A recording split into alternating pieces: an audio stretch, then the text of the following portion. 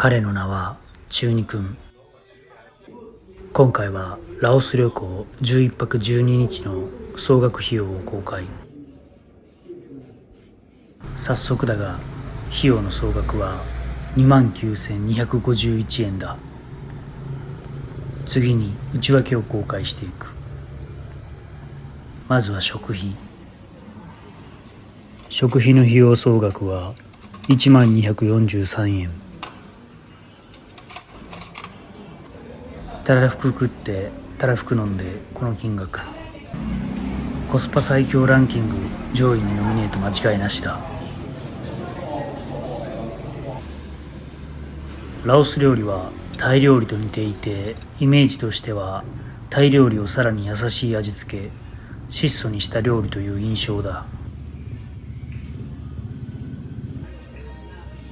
さらにはカエルや鳥、昆虫食といった日本ではほとんどお目にかかれないものたちを食べることができる。おすすめはしないが、記念に食べてインスタ映えを狙ってみてはいかがだろうか。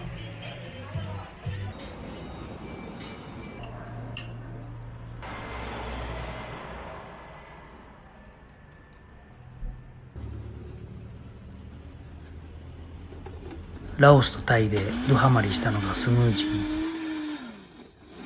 たくさんの種類のスムージーがあって、ラオス最安のお店は100円前後で1杯を販売していた。それも日本のマクドナルドの L サイズのドリンクに近いしっかりとした容量だ。もちろん毎日のように通いまくった。王道の果物のスムージーが美味しいのはもちろんだが、アボカドスムージーが意外に美味しく、健康面も考えてよく飲んでいた。しかし結局大量のシロップが使われているので効果はわからない。続いては宿泊の費用総額を公開。宿泊費の費用総額は8,659円。11泊中2泊分はプライベートルームでの宿泊となっている。初日と2日目はドミトリールームそのものがあまりないエリアでプライベートルームで宿泊した。それでも2,000円もかからない格安ホテルだ。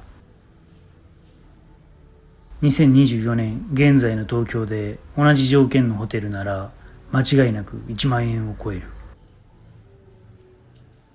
シャワーで温水が出なかったりもしたが、すぐに違う部屋を用意してくれて特に問題はなかった。東南アジア全体を通して言えることではあるが、9月の雨季真っ只中ということで観光客はかなり少なく、ドミトリーも満室はおろか半分も埋まってないことが大半だった。ドミトリーは他の宿泊客のいびきが少し気にはなるが、意外とすんなり寝れてる自分に驚きだ。ラオスのホステルは比較的どこも綺麗で、人も笑顔で接してくれる人が多く、微笑みの国とは名ばかりのタイとは大違いだ。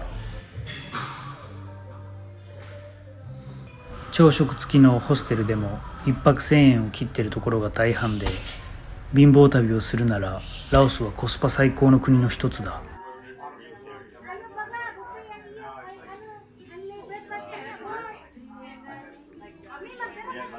このラオス旅期間に誕生日を迎えたが、当日の宿泊先のオーナー夫婦がバースデーケーキを用意してくれた。行き過ぎる。泣きそうだ。ちなみにそのオーナー夫婦はラオス人ではなくフィリピン人で、ラオスでホステル経営をしているみたいだ。1年ごとにワークビザを更新しているとのことで、外国人がラオスで働くことも敷居はそこまで高くないのかもしれない。ラオスでは動画にあるようにジムが非常に安く使える。滞在中に数回程度ジムに通ったが、機材こそは古いものの種類は多く、心ゆくまで筋トレをすることが可能だ。事務利用の価格相場はおおよそ300円前後といったところか。ただし冷房なんかは求めるな。電気も節約のためか日中はついていることが少なく、この点はレストランなども同様だ。薄暗い場所での活動がデフォルトである。2軒目のホステルではパソコンすら置いてない施設だった。この時代にデジタルデトックスを自然に行えているのはかなりのレアケースだ。街の道路も整備されていないところが多く、原付バイクがラオス人の主要な足となっている。グラブタクシーは2024年現在では残念ながら対応していないので、流しのトゥクトゥクや宿泊先のサービスでトゥクトゥクを予約するか、あるいはバイクを借りるかが交通の主流となる。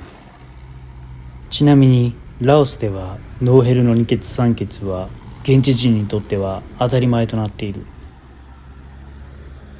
交通費は比較的安いが、スローボートだけ観光客料金のためかラオスの中ではやや高い設定になっている。このクルージングは人によるが、中二君は1日で十分だった。途中パクベンという町で一泊することになるが、そこまでのチケットを買うこともできる。値段は半額だ。そこからバスを使うこともできるので、自分の好みの乗り物を組み合わせることも可能だ。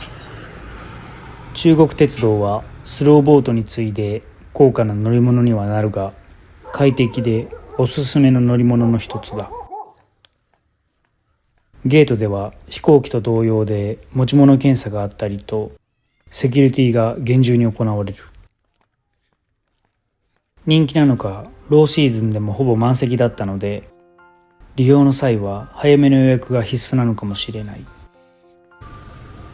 ラオス人は店員ものんびりしていて、お店の前でメニューを見てたり品物を見てても積極的に営業をかけてくることはあまりない。利益重視ではなく、スローライフがラオス人のアイデンティティのようだ。ストレスなく働けてそうで羨ましい。小学生の子供は大人に紛れて至るところで働いていることが多々散見される。労働法はラオスには存在していないようだ。自然にあふれて濃厚な人が多いラオス人。日本のストレス社会に疲れた諸君は訪れてみる価値はきっと大いにある。それではまた会おう諸君。